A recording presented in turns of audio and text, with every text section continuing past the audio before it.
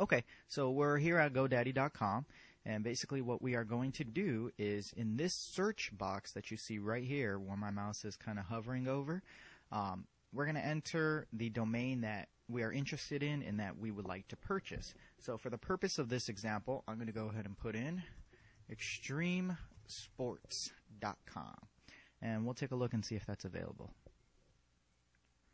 Okay, so GoDaddy is currently showing that extremesports.com is already taken.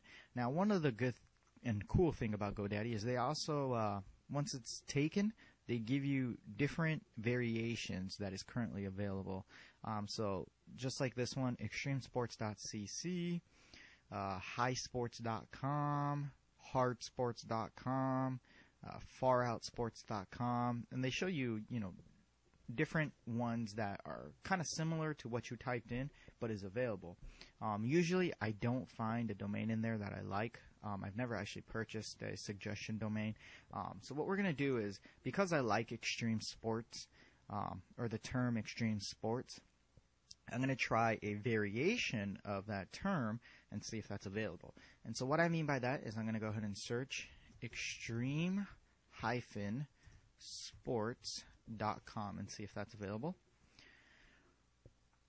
And okay, so extreme-sports.com is also not available. That's okay. I'm also going to try another variation to that. So let's try extreme-sporting.com and see if that's available. Okay, so extremesporting.com is available. So let's actually go ahead and purchase this real quick then. So I'm actually going to go run through step by step how to purchase this domain using GoDaddy. We just ran the domain. It comes back as being available. So we're going to click on Continue to Registration. And this is an upsell that GoDaddy has.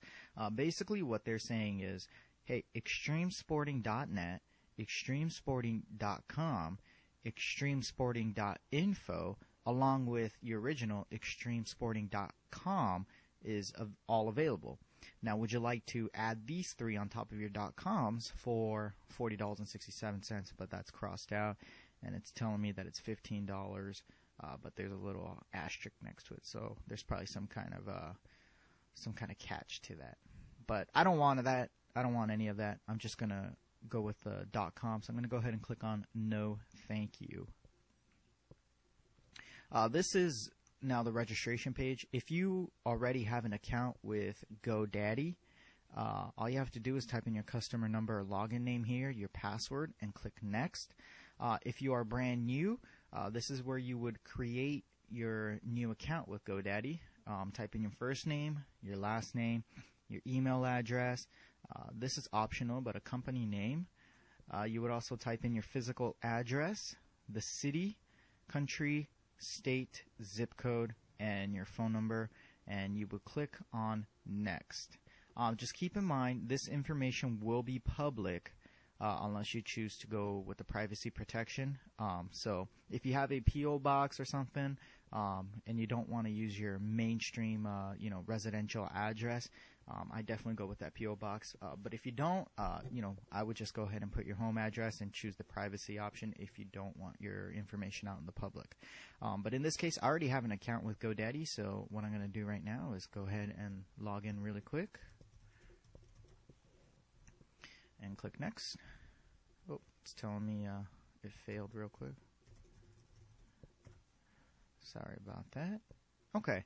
And this is the page that you're taken to after you register or after you log in. Basically, you are going to select the registration length for your domain. And you can register your domain in advance for 1 year, 2 year, 3 year, 5 year, or 10-year terms. I almost always, 100% of the time, will choose the 1 year term. And I just re-register it every year. I don't know why I do it. It's just by habit. There's nothing wrong with you registering 2, 3, 5, 10 years in advance. I just like to select 1 year. Your domain, your registration length, and you've got to set if you're hosting these domains elsewhere, enter up to 4 name servers below. In Bluehost case, there's 2. So the first one is ns1.bluehost.com. And let me scroll down a little bit. And the second one is ns2.bluehost.com. And I'm going to actually click next. And this is just upsells here. They're asking if you want to, add standard registration, or if you want to add privacy registration, or if you want to add protected registration. For now, we're actually just going to go ahead and click next. And I don't need any web hosting. I don't need emails. So what I'm going to click is next. And if you have a domain that's expiring soon, this is where they will show you and tell you to renew your domains.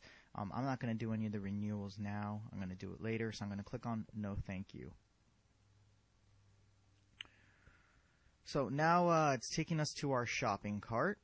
Let me just make sure. Extremesporting.com, and that's correct. It's telling me it's $9.99 plus the ICANN fee, which bumps up the total to $10.17. And this is what I was talking to you about. If you look right here, there's a registration type, and there's an option of public and private. Now, like I said, public is where your information that you registered with, your name, your address, your email, your phone number, all that becomes available in what is called the Whois directory. If you don't want your public information floating around on the web, I highly suggest that you choose the option of private registration. Now, private registration is not free. It does cost a little bit of money. Let's take a look here. It's $6.99 for a 1-year contract of private registration. So if you're really worried about it, $7 really is worth it for your information to be blocked out of the Whois domain or Whois registration or registry.